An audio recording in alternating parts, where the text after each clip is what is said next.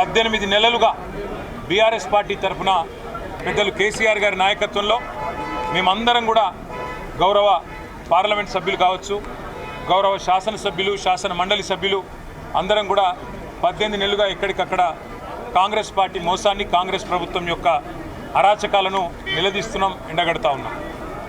ముఖ్యమంత్రి రేవంత్ రెడ్డి గారు ఒకసారి కాదు, ఒక 4-5 సార్లు ఇప్పటికీ బహిరంగంగా చెప్పినారు.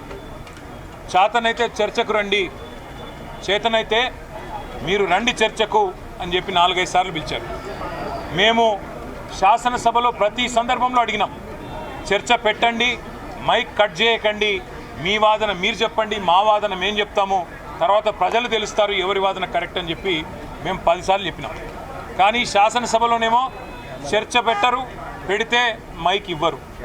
ఆఖరికి మా ఆడబిడ్డలు 4.5 గంటలు నిలబడి 4 నిమిషాలు 4 సెకండ్లు మైక్ ఇవ్వమంటే కూడా మైక్ ఇవ్వలేదు.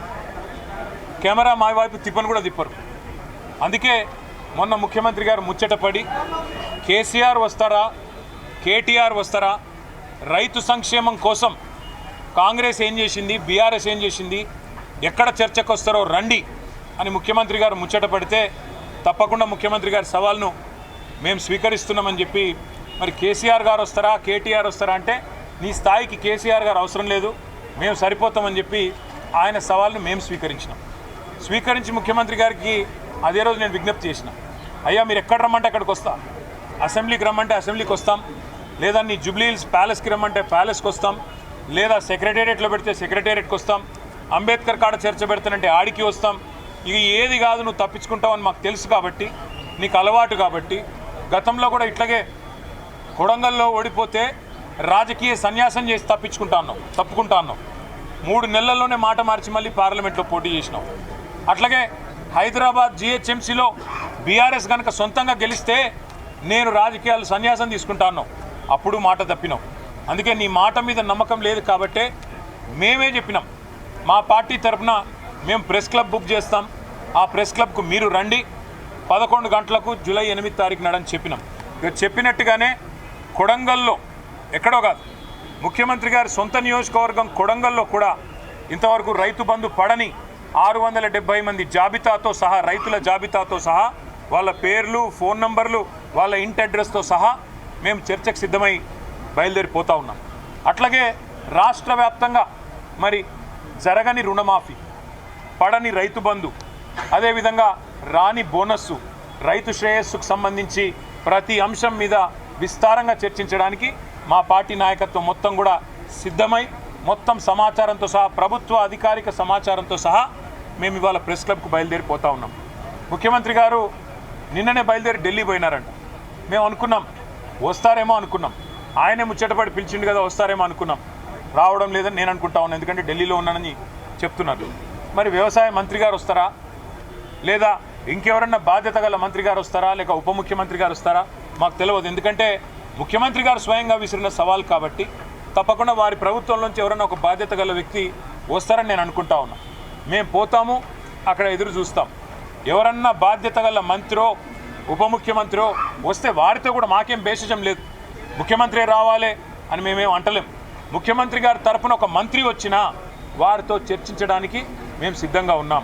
ఎందుకంటే ఇంపార్టెంట్ సబ్జెక్ట్, రైతుల సబ్జెక్ట్ కానీ, తెలంగాణ యువత సబ్జెక్ట్ కానీ, 2 లక్షల ఉద్యోగాలు ఇస్తానని చెప్పి అశోక్ నగర్లో ఛాయ్ అడ్డా మీద ఛాయ్ దాక్కుంటా రాహుల్ గాంధీ గారు స్వయంగా ఇచ్చిన మాట మీద కూడా చర్చించడానికి సిద్ధమా అని ముఖ్యమంత్రి గారు అన్నారు. దాని గురించి కూడా మేము సిద్ధమే. అందుకే ఇవాళ మేమందరం కూడా కదిలి ప్రెస్ క్లబ్కి పోతూ ఉన్నాం. అక్కడ ఎవరో ఒక మంత్రి గారు, బాధ్యత గల మంత్రి గారు వచ్చినా చర్చించడానికి మేము సిద్ధంగానే ఉన్నామని చెప్పి తెలియజేస్తూ, మరి ముఖ్యమంత్రి గారు మాట నిలుపుకొని తప్పకుండా హాజరు కావాలని, ఇవాళ హాజరు కాలేని పక్షంలో మరొక రోజు వారు ఏ స్థలం చెప్పినా, ఏ తేదీ చెప్పినా, ఏ రోజు చెప్పినా, ఏ డేటు ఏ టైం చెప్పినా తప్పకుండా మేము వస్తాము.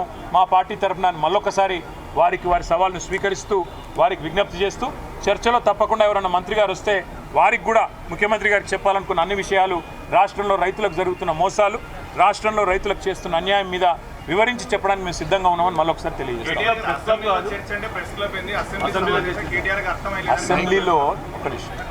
అసెంబ్లీలో చర్చ అంటే అక్కడ మైకు ఇయ్యరు, కట్ చేస్తారు. ఆయన అసెంబ్లీలో కూడా మేము రెడీగానే ఉన్నాం.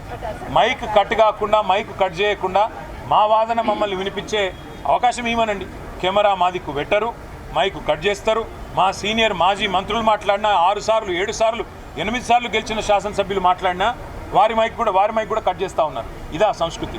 అసెంబ్లీలో స్పీకర్ గారిని పాపం ఆయనని ఇబ్బంది పెడుతూ, అందుకే మేమేమనుకున్నామంటే గతంలో ఇదే రేవంత్ రెడ్డి గారు ప్రెస్ క్లబ్ కూడా మంచి వేదికనే, అది ప్రెస్ వాళ్ళ చేతుల్లో ఉన్న వేదిక, అదేమి ఎవరో మేమేదో ఏర్పాటు చేసిన వేదిక కాదు, ఒక న్యూట్రల్ వేదిక. మరి అసెంబ్లీలో ఎట్లాగో అసెంబ్లీ సమావేశం కూడా పెడతలేరు. మేము అడిగినాం గతంలో ఫార్ములా ఈ మీద చర్చ పెడితే అసెంబ్లీలో పెట్టమని అడిగినాం, పెట్టలేదు.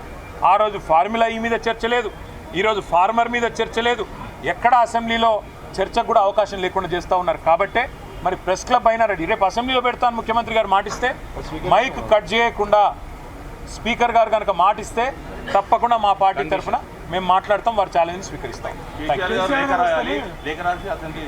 ఇప్పుడు కేసీఆర్ గారే నడుపుతున్నారా ప్రభుత్వాన్ని, లేక ఇంకెవరైనా నడుపుతున్నారా మాకే తెలియదు. ఇప్పుడు కేసీఆరే అసెంబ్లీ పెట్టాలి, కేసీఆరే నిర్ణయాలు చెప్పాలి, కేసీఆరే ముందు చెప్పాలి ఏదైనా సరే. మరి మీకు కదా ప్రజలు ఓట్లేసింది, మీకు కదా 420 హామీలు, మీరు ఇచ్చిన హామీల ఆధారంగా కదా ప్రజలు ఓట్లేసింది. కాబట్టి నీకు చేతనైతే ప్రభుత్వాన్ని నడుపు, లేదా తప్పుకో కేసీఆర్ గారికి అప్పచెప్పు, ఏం చేయాలో మేము చేసి చూపెడతాం. Thank you. రారు అని ముందే మీరే డిసైడ్ అయిపోయారా? పారిపోయిందా?